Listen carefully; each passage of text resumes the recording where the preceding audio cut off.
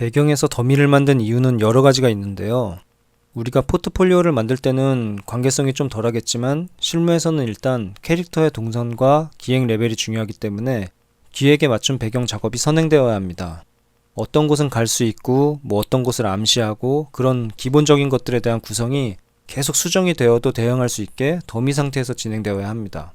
그래서 최초 더미를 기획 레벨팀에서 잡아주는 경우도 있습니다. 거의 이 상태의 더미는 정말 박스나 러프한 가모델링 수준이겠죠. 거기서 이제 여러 이런 구조적인 것들이 픽스되었다 싶으면 좀 디테일한 더미들로 다시 한번 체크를 해줍니다. 서로 간의 스케일감과 특히 캐릭터와의 스케일감을 맞추기 위해 필요한데요. 어셋 하나만 보고 만들었을 때는 다 맞아 보였는데 사람 옆에 서니까 손잡이가 너무 크다던가 문이 너무 작다던가 그런 경우들이 생기기 때문에 이런 부분은 더미로 계속 맞춰나가며 작업을 해줍니다. 그리고 마지막 이유는 전체 구성에서 현재 밀도가 어울리는가 안 어울린가를 체크해주는 것인데요. 이게 스케일감과도 비슷한 맥락일 수도 있지만 한 가지를 보면서 작업할 때는 모르던 것이 전체 레벨로 구성했을 때 너무 문양이나 문양이 엄청 복잡하다던가 난간 개수들이 되게 난잡하거나 이런 경우가 생길 수가 있어서 이런 거를 완성하기 전에 미연에 방지하기 위한 것으로 더미 작업이 필요합니다. 이건 너티도 게임 디자이너의 2018년 GDC 강연의 일부인데요. 최초 레벨 디자인을 할 때 중요 요소를 설명하고 있습니다. 저희가 콘솔 게임 제작할 일은 드물기에 100% 적용되는 내용은 아니지만 그래도 레벨링을 생각 없이 진행하는 것과 기본적인 룰을 알고 진행하는 것은 엄연한 차이가 있습니다. 레벨을 만들 때 첫 번째 단계로 여기서는 블록 메쉬라고 하는데 저희는 화이트 메쉬 또는 그냥 더미라고 말합니다. 현재 캐릭터의 위치를 기반으로 능력에 따라 갈 수 있는 영역과 갈 수 없는 영역의 구분, 그것이 심미적인 요소와 잘 맞아떨어지는 것이 중요합니다. 억지로 유도하지 않아도 자연스럽게 구성되는 길의 안내, 플레이어가 학습하지 않아도 개체들의 구성으로 인한 자연스러운 전개가 필요하고 반대로 갈 수 있는 것처럼 보여서 갔다가 가지 못하는 좌절감을 최소화해야 하고 혹은 추후에 갈 수 있다면 그럴 수 있을 것이라는 암시를 보여주는 구성이 필요합니다. 이것은 기획 단계에서 물론 설정되겠지만 배경 디자이너는 그것을 현재 지형지물과 함께 어떻게 자연스럽게 녹일 수 있을지 구상해야 합니다. 이건 일관된 모양 언어로 플레이어에게 여러 가지를 암시하는 것인데요. 파크루가 가능한 수평의 선들이 있고 은신이 가능한 원형의 실루엣, 그리고 불규칙한 주변의 선들로 갈 수 없는 곳에 대한 지형을 나눠서 플레이어에게 불필요한 동선을 줄여주는 역할을 합니다. 또 이 모양 언어는 이외에도 뾰족한 삼각형, 원형, 네모 등의 실루엣을 통해서 현재 이곳이 불안정한 적의 세력의 공간인지, 안식처인지, 기타 특정 장소에 대한 매개체로도 활용됩니다. 랜드마크는 캐릭터가 먼 거리에서도 자신이 가야 하는 곳에 대한 길라잡이 역할로 중요하며 MMORPG에서도 어떤 마을인지 어떤 세력인지 등을 원거리에서도 알게 해주는 포인트가 됩니다. 기타 궁금증을 유발하는 후킹 요소로 작용할 수도 있죠. 그리고 오브젝트의 실루엣을 통해 주의를 끌 수 있는 보조선을 추가시킬 수 있습니다. 자연스러운 어셋들의 실루엣을 통해 시선 유도를 만들어서 특정 지점으로 안내시키는 거죠.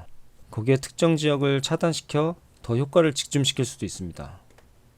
새로운 지역이나 보스 등의 출현을 알리는 데 쓰이기도 합니다.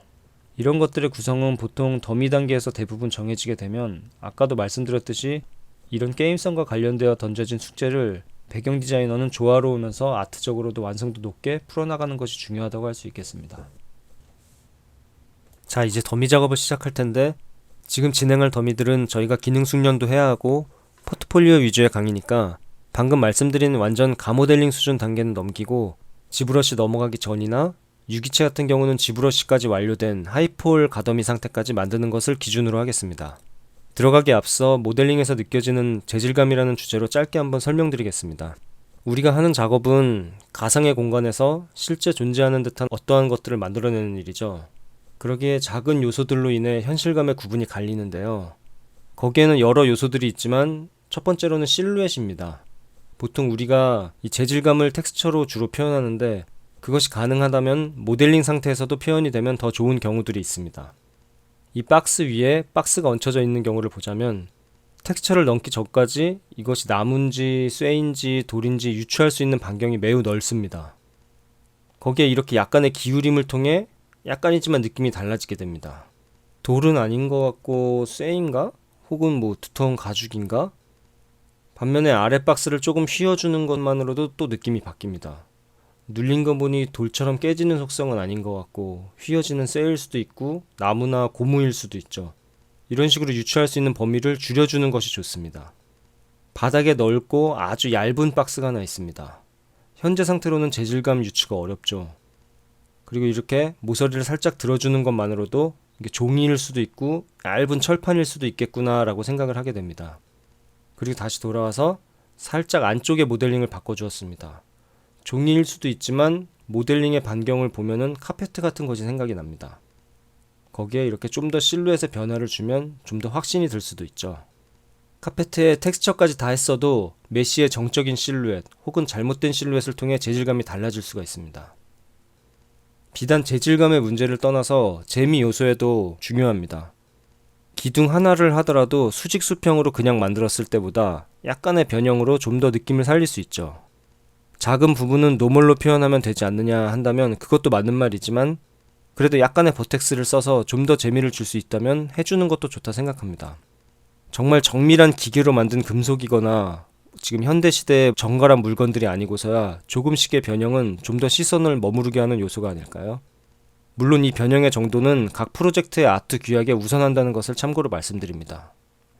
자, 처음 만들어 볼 더미는 무엇을 할까 하다가 맥스 초보분들을 위한 정말 가장 쉬워 보이는 이 접시를 가져와 봤습니다. 이 레퍼런스는 가도보에서 가져왔고요. 보시다시피 하이폴 자체가 굉장히 사실적이고 디테일합니다. 저는 이렇게까지 디테일하게 하지는 않을 거지만 필요에 따라 어떤 오브젝트는 재질감까지 한번 디테일하게 가보도록 하겠습니다. 스케일감을 위해서 사람을 하나 가져왔고요. 먼저 커맨드 패널 보시면 여러 탭들이 있는데 자세한 것들은 진행하면서 계속 알아보면 될 것 같고 일단은 이 스탠다드 프리미티드에서 진행하겠습니다. 프리미티브의 뜻은 원시적인 단계? 이런 뜻이 있는데 모델링의 기초나 뼈대가 되는 기본 원시 도형들을 모아놓은 곳이라 보시면 됩니다. 어떠한 컨셉을 받으면 먼저 이것을 어떤 원시 형태에서 구체화를 시켜나갈 수 있을까 먼저 생각해보는 것이 중요합니다. 왜냐면 모델링을 하는 방식은 정말 많기 때문에 그 중에 최대한 빠르고 쉽게 그리고 퀄리티 있게 만들 수 있는 것은 무엇일까 고민해보는 습관이 필요합니다. 뭐 그냥 박스를 하나 꺼내서 이런 식으로 변형해가며 진행할 수도 있고요. 근데 저 같은 경우는 스피어, 구조, 굴을 하나 꺼내서 시작해 보겠습니다.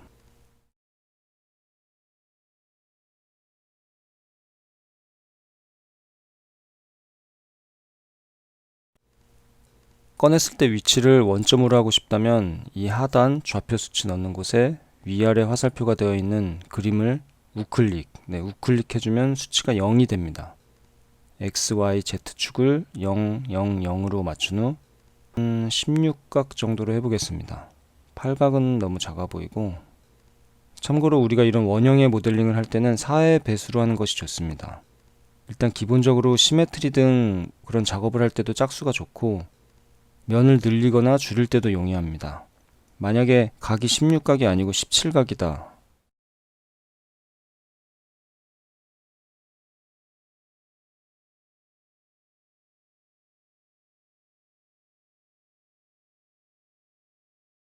그래서 작업을 했는데 면이 많으니 반으로 줄여주세요 이런 피드백 나오면 이렇게 한 칸 건너 한 칸씩 선택하고 지워야 되는데 이렇게 지우려고 하는데 짝이 맞지를 않죠. 반대로 늘릴 때도 마찬가지고요. 자, 그래서 일단 16각으로 시작을 하고 에디터블 폴리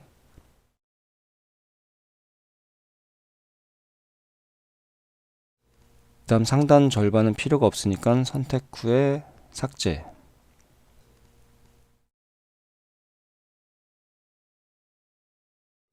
폭을 조금 줄여보겠습니다.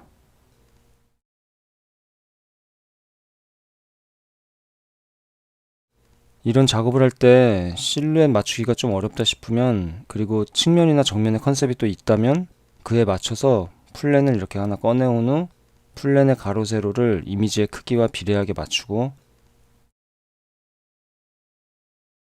그리고 이미지를 드래그해서 플랜에 넣어서 이렇게 대보면서 작업을 할 수도 있습니다. 필요 없는 부분은 잘라주고 이런 식으로 맞춰서 할 수도 있는데 지금 이건 컨셉의 각도가 좀 애매하기 때문에 크게 소용이 없을 것 같아서 지금은 패스하고요. 네, 다시 돌아와서 진행해보면 이제 여기에 두께를 줘야 하는데 모디파이어에 쉘을 눌러보면 두께가 생깁니다. 쉘이란 스택이 쌓였죠. 이 스택의 눈을 껐다 켰다 볼 수 있고요. 쉘의 옵션의 이너 어마운트는 안쪽의 두께, 그리고 아래 아우터 어마운트는 바깥쪽의 두께. 생긴 두께의 세그먼트 개수를 설정할 수도 있고요. 조금 얇은 것 같으니 두께를 접을까요?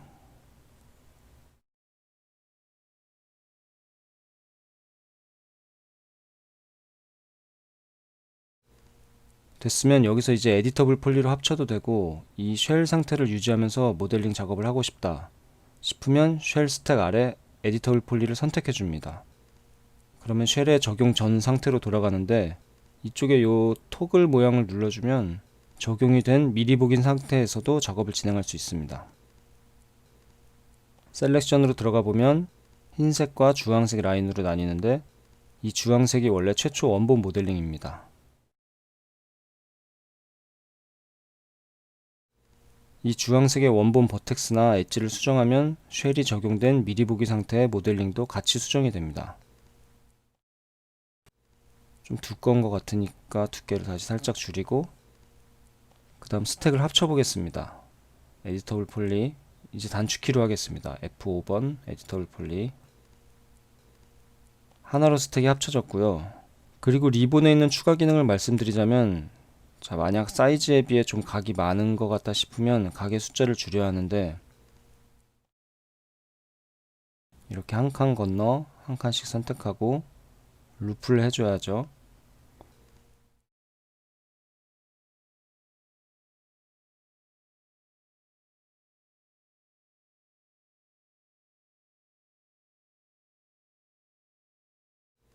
루프의 단축키는 Alt-T, 위치는 이곳에 있습니다. 이렇게 선택하고 삭제를 해줘야 하는데, 삭제 버튼인 이 리무브를 눌러보면 지금 엣지만 삭제되고 실루엣은 그대로입니다. 엣지는 지워졌지만 버텍스가 지워지지 않아서인데요.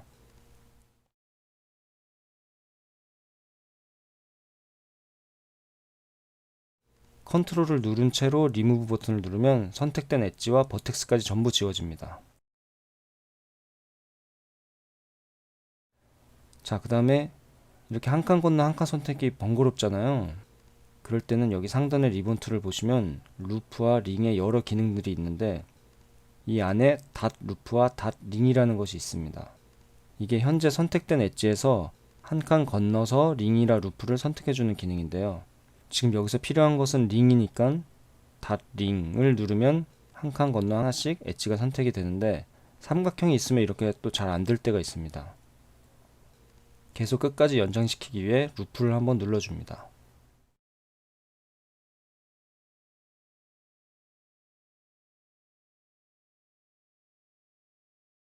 그리고 리무브. 그러면 이렇게 16각을 8각 접시로 만들 수 있습니다. 여기서 추가로 쉬링크와 글로우에 대해 설명드려 볼까요? 참고로 F2번으로 이렇게 폴리곤 선택 표시 범위를 외곽선으로 또는 전체면으로 변경할 수 있습니다. 이렇게 껐다 켰다 껐다 켰다, 이렇게 하나의 면이 선택되고 그 주변으로 한 칸씩 확장시키는 것이 글로우. 다시 해보면 이렇게 글로우가 영역을 넓히는 거, 쉬링크는 줄이는 거. 여기 보시면 이 밖에도 비슷한 여러 기능들이 있는데, 이거 리본 툴을 한 번씩 다 써보시고 자신에게 맞는 것이 있다면 기억해 두시면 좋습니다. 저도 안 써본 것들도 꽤 많아요. 그래서 이렇게 마우스를 몇 초 오버하고 있으면 설명도 자세히 나오고 이렇게 그림으로도 표시가 되니까 이해하기 좋습니다. 예를 들어 여기 빌 같은 경우는 한쪽 면만 다 선택하고 싶을 때, 이렇게 이 그릇 안쪽만 다 선택하고 싶을 때 처음과 끝에 면만 선택해주고 P를 누르면 전부 선택이 되고, 이런 용이한 기능들이 좀 있습니다. 자, 그럼 아까 접시를 8각으로 해주었잖아요. 이걸 다시 16각으로 늘리고 싶을 땐 어떻게 해야 될까요? 한번 줄여진 면의 각도를 다시 정확히 손으로 맞추기가 어렵잖아요. 그럴 땐 여기 플로우 커넥트라는 것이 있는데, 일단 커넥트 시키고 싶은 엣지를 이렇게 선택하고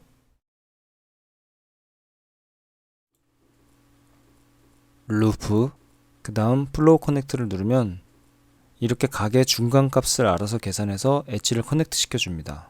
너무 각진 곡률을 흐름에 맞게 선을 추가시키고 싶을 때 종종 사용되는 기능입니다. 이제 사실 가더미로서는 이 정도만 해도 됩니다. 여기서 이제 좀 더 디테일한 스케일감이나 느낌을 맞춰보려면 하이폴까지 해보는 게 좋은데요. 만약 이 상태로 지브러시 작업을 하기 위해 가져간다면 어떻게 될까요? 익스포트를 해서 지브러시에 가져와 보겠습니다. 익스포트 셀렉티드로 선택된 메시만 익스포트, 그리고 지브러시에서 임포트해서 FBX로 불러보았습니다. FBX로 하셔도 되고 OBJ로 하셔도 됩니다. 우리가 맥스에서 모델링했던 그대로 들어와 있죠. 근데 이 상태에서는 면이 너무 적어서 스컬핑을 할 수가 없는데, 그래서 디바이드를 올려보겠습니다. 디바이드는 맥스의 터보 스무스와 비슷한 기능입니다. 이렇게 디바이드를 몇 단계 올려보면은 면이 많아지면서 각이 잡혀있는 부분이 부드러워집니다. 우리는 각을 유지하려고 했었는데, 그래서 그렇다고 각을 살리기 위해 이 활성화되어 있는 SMT라는 글씨를 끄고 다시 디바이드를 하면 각은 살려주면서 면은 늘려주지만 전체 각을 다 살려주기 때문에 저희가 원하는 결과물이 아니죠. 나중에 지브러시 기초 강의는 따로 설명해 드리겠습니다.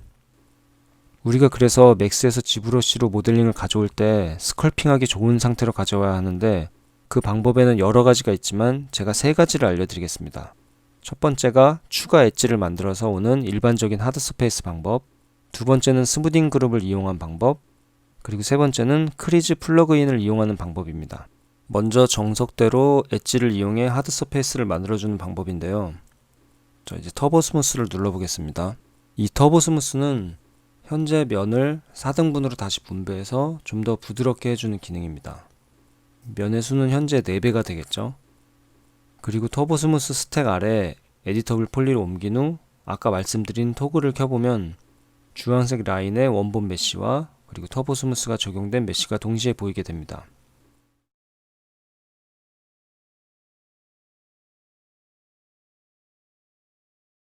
이 주황색의 모델링을 미리 보기를 통해 수정해 나가면 되는데요. 지금 윗면을 좀 더 딱 잘라진 것처럼 우리가 잡고 싶은데 너무 둥글러져 있죠?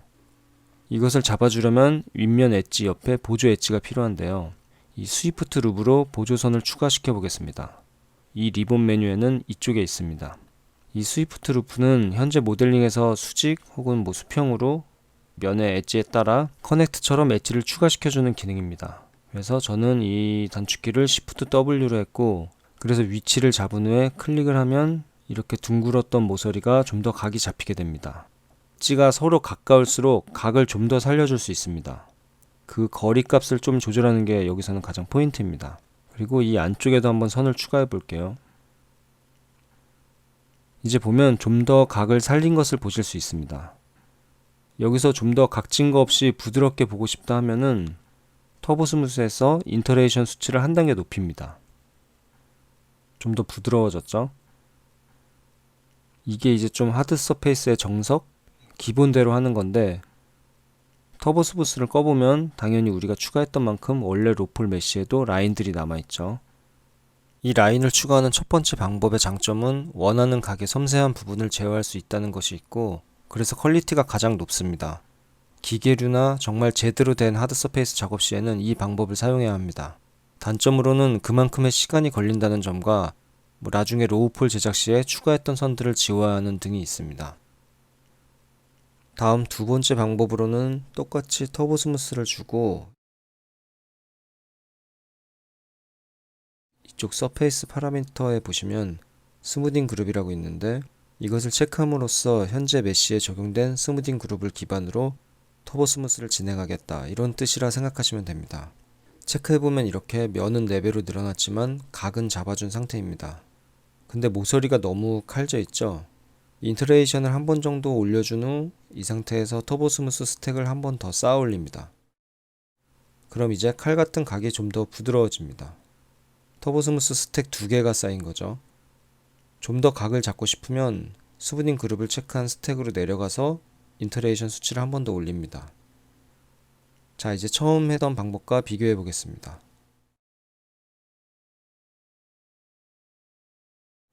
거의 똑같죠? 근데 지금 오른쪽 접시는 인터레이션 수치가 좀 높아서 더 칼져 보이는 게 있는데 한 단계 내려보겠습니다. 네, 이제 거의 비슷합니다. 이렇게 방식은 다른데 비슷한 결과물을 얻어낼 수 있습니다. 사실 어떻게 하느냐는 선택이고 정답은 정해져 있지 않지만 저 같은 경우는 스무딩 그룹을 이용한 하드 서페이스 방식을 선호합니다. 속도 면에서 빠른 게 있거든요. 근데 좀 더 정밀한 퀄리티를 요하는 작업은 첫 번째 방법도 사용합니다. 더 세밀한 모델링은 아무래도 첫 번째 방법이 우월하기 때문이죠. 두 번째 방식의 장점은 보시다시피 빠른 속도에 있고요. 하지만 단점이라면 어디까지나 임의로 해주는 방식이라 좀 더 복잡하거나 디테일한 부분에서는 원하는 퀄리티가 안 나오는 경우가 있습니다. 그리고 마지막 세 번째는 스무딩 그룹 플러그인을 이용하는 방법인데 이건 지브러시 센트럴에 가시면 무료로 다운받으실 수 있고요. 가장 최신인 2019 버전을 받으시면 됩니다. 받은 파일을 열어보시면 이렇게 폴더와 일반 파일이 있는데 이것을 그대로 지브러시 설치 폴더에 G스타트업 G플러그인 64 폴더에 넣어주시면 됩니다. 원본 보존을 위해서 카피 페이스트로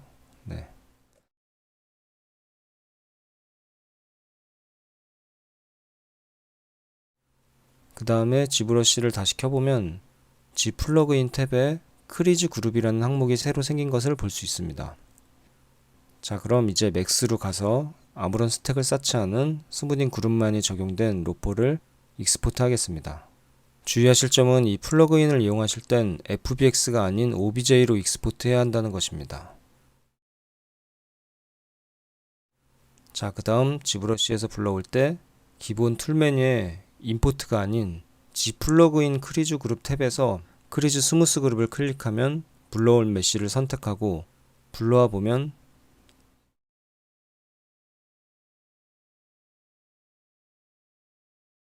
이제 얼핏 보면은 최초 로폴과 비슷해 보이지만 스무스 그룹에 따라 크리즈가 적용되어 있는 것을 볼 수 있습니다. 마치 첫 번째 방법에서 보조선을 양쪽에 추가한 것과 마찬가지죠. 그래서 이제 디바이드를 올려보면 크리즈가 된 부분의 각은 살린 채 나머지는 부드럽게 면의 밀도를 올릴 수가 있습니다. 이 방법의 단점이라면은 이미 크리즈로 칼같이 잡아주었기 때문에 아주 간격을 좁게 잡아주었기 때문에 디바이드를 준다고 각진면이 조금씩 부드러워지거나 하지 않습니다. 사실 부드러워지긴 하는 건데 거의 티가 나지 않는 거죠. 첫 번째 방법과 세 번째 방법으로 만든 그릇 두 개를 비교해보면 첫 번째는 보조선의 간격이 여유있게 잡혀있고 세 번째 방법의 그릇은 거의 보조선이 붙어있죠. 그래서 디바이드를 올리면 왼쪽은 조금씩 모서리가 부드럽게 변하고 오른쪽은 계속 각이 유지됩니다. 이게 그래서 세 번째 방법은 프로세서적으로는 가장 편하지만 부드러운 모서리가 필요할 경우 한 번 더 손이 가야 하는 단점이 있습니다. 자, 그래서 정리해보면 첫 번째 방법은 이렇게 엣지들이 추가되어 있고 두 번째와 세 번째는 로우폴의 와이어는 같은 상태겠죠. 그래서 첫 번째는 터보 스무스를 이용해 추가 엣지의 간격과 인터레이션을 조절해가면서 하는 방식,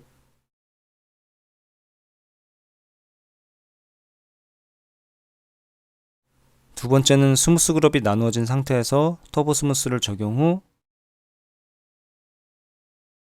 스무딩 그룹 체크, 마찬가지로 인터레이션 수치 조절 후에 터보 스무스 스택을 한 번 더 쌓는 방식,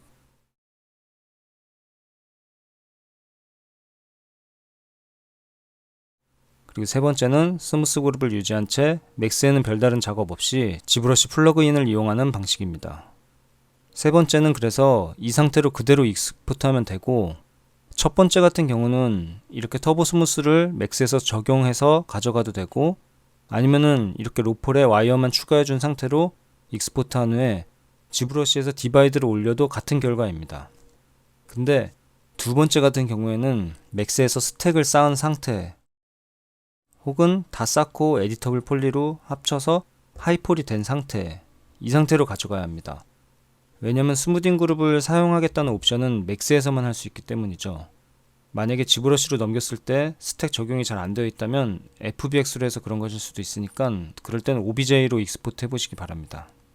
네, 지금까지 간단한 접시 만들기를 알아보았는데요. 하다 보니까 하드 서페이스까지 하게 되어 처음 하시는 분들에게는 조금 어려울 수도 있을 거라 생각합니다. 그런 분들은 로폴 가더미까지만 해보셔도 되고, 하드 서페이스 관련해서는 앞으로 계속해서 다룰 테니 지금은 이론적으로만 이해하셔도 충분합니다.